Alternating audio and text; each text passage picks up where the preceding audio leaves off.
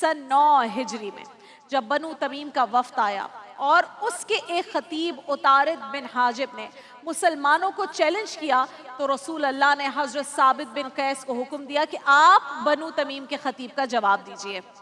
عطارد بن حاجب بنو تمیم کا مشہور خطیب تھا اور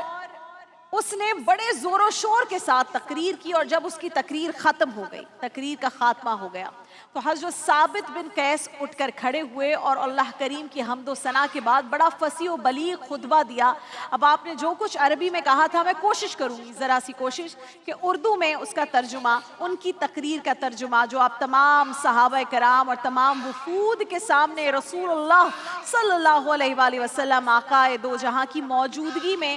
آپ یہ تقریر کر رہے ہیں۔ آپ نے کہا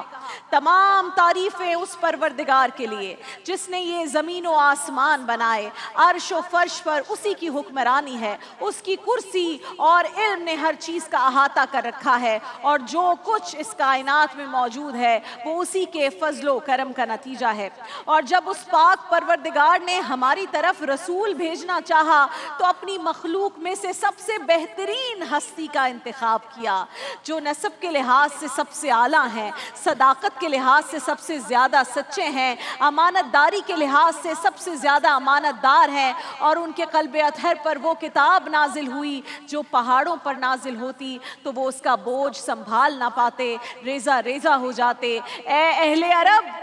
تم اس خوش نصیبی پر فخر کرو کہ اللہ تعالیٰ نے تم ہی میں سے ان کو بھیج کر اپنی مخلوق پر احسان فرمایا، اور وہ مخلوق میں سب سے افضل ہیں، اور ہم انصار کی یہ خوش نصیبی ہے کہ ہم نے نبی کریم کی آواز پر لبیک کہنے میں سبقت حاصل کی صلی اللہ علیہ وآلہ وسلم۔ ہم اللہ تعالیٰ کی راہ کے مددگار اور اس کے نبی کے وزیر و مشیر ہیں، جو اس روئے زمین پر اللہ کی وحدانیت اور اپنی رسالت کا اعلان کرنے کے لیے تشریف لائے ہیں۔ سبحان اللہ۔ یہ تقریر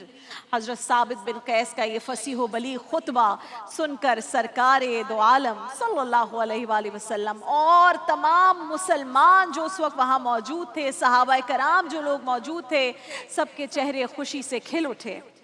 فضا خطیب انصار مرحبا اور خطیب رسول مرحبا کے نعروں سے گونج اٹھی، اور قبیلہ بنو تمیم کا سردار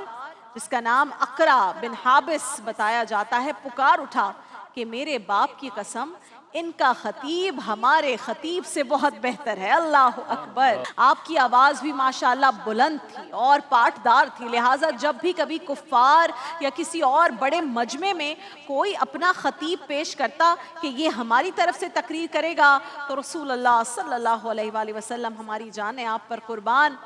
آپ ثابت بن قیس کی جانب رخ انور کر کے فرماتے کہ میری طرف سے یہ تقریر کریں گے۔ سبحان اللہ۔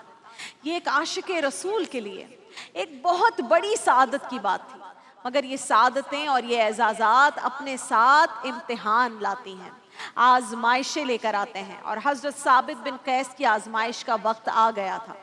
آپ نے بے شمار مواقع پر اسلام کی ترجمانی کا فریضہ بخوبی سر انجام دیا تھا۔ رسول اللہ آپ سے بے حد خوش ہوتے تھے، وہ جو ایک ہوتا ہے نا پراؤڈ مومنٹ، وہ والی ایک کیفیت ہوا کرتی تھی۔ لیکن جوں آپ کی عمر میں اضافہ ہو رہا تھا، اسی طرح آپ کی قوت سماعت میں کمی واقع ہو رہی تھی، جس کا منطقی نتیجہ یہ نکلا کہ آپ تھوڑا اونچا سننے لگے، اور قوت سماعت میں کمی کا ایک اور بائی پروڈکٹ یہ ہوتا ہے، ایک اور پہلو یہ ہوتا ہے کہ پھر جو آدمی اونچا سنتا ہے وہ بولنا بھی اونچا شروع ہو جاتا ہے، کیونکہ اس کو خود آواز نہیں آ رہی ہوتی۔ اور یہی مسئلہ حضرت ثابت بن قیس کے ساتھ بھی پیش آنے لگا۔ آپ ذرا اونچا بولنے لگے تھے، اونچا سننے لگے تھے۔ مسجد نبوی میں اگر رسول اللہ کوئی بات ارشاد فرماتے اور آپ کو ٹھیک طرح سے اس کی آواز نہ سنائی دیتی تو تھوڑی بلند آواز میں آپ کہتے تھے رسول اللہ کیا فرمایا آپ نے، اور آپ ایسا جان بوجھ کر نہیں کرتے تھے، بلکہ یہ تو ایک کمزوری تھی، ایک بشرا کمزوری تھی جس کا ادراک رسول اللہ اور صحابہ کرام کو بخوبی تھا۔ وہ جانتے تھے کہ یہ ایک میڈیکل ایشو ہے،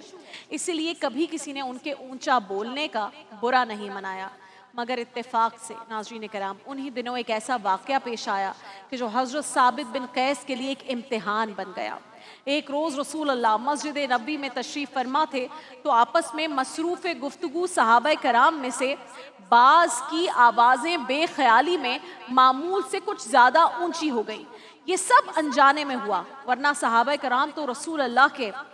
صلی اللہ علیہ وآلہ وسلم آپ کے ادب اور احترام کا بہت زیادہ خیال رکھتے تھے، آپ تو محافظ تھے اس ادب کے، لیکن رب ذوالجلال کو اپنے محبوب رسول کی موجودگی میں یہ معمولی سی آواز کی بلندی بھی گوارا نہ ہوئی، اور جبریل امین اللہ کا یہ حکم لے کر حاضر ہو گئے۔ سورہ حجرات کی آیات نمبر 2 ہے، میں ترجمہ آپ کے سامنے رکھوں گی۔ ترجمہ ہے کہ اے ایمان والو، تم اپنی آوازوں کو نبی مکرم صلی اللہ علیہ وآلہ وسلم کی آواز سے بلند مت کیا کرو، اور ان کے ساتھ اس طرح بلند آواز سے بات بھی نہ کیا کرو جیسے تم ایک دوسرے سے بلند آواز کے ساتھ کرتے ہو، ایسا نہ ہو کہ تمہارے سارے اعمال ہی ایمان سمیت ضائع ہو جائیں اور تمہیں ان کے ضائع ہو جانے کا پتہ بھی نہ چلے۔ قرآن مجید کی یہ آیت، اس کا ترجمہ میں نے آپ کے سامنے رکھا، تمام مسلمانوں کے لیے تھی کہ وہ آداب رسول کے تقاضوں کی پاسداری میں مزید محتاط ہو جائیں، لیکن عاشق رسول حضرت ثابت بن قیس نے اس آیت کے شان نزول کو خود پر محمول کر لیا کہ یہ میں ہی تھا جو رسول اللہ کی بارگاہ میں اونچی اونچی آواز سے بولتا تھا، حالانکہ آپ کا میڈیکل ایشو تھا، ایک آپ کم سنتے تھے اس لیے اونچا بولتے تھے،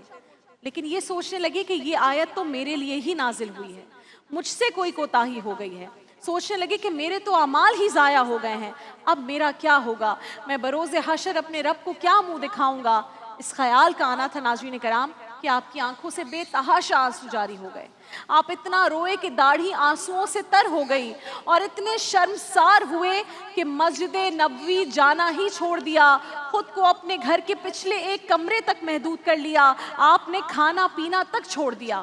اب آپ کا ہر دن روتے ہوئے اور اللہ کے حضور گڑگڑانے میں گزرتا تھا کہ اے باری تعالیٰ، مجھ سے بہت بڑی خطا ہو گئی، مجھے معاف فرما دے۔ اللہ اکبر۔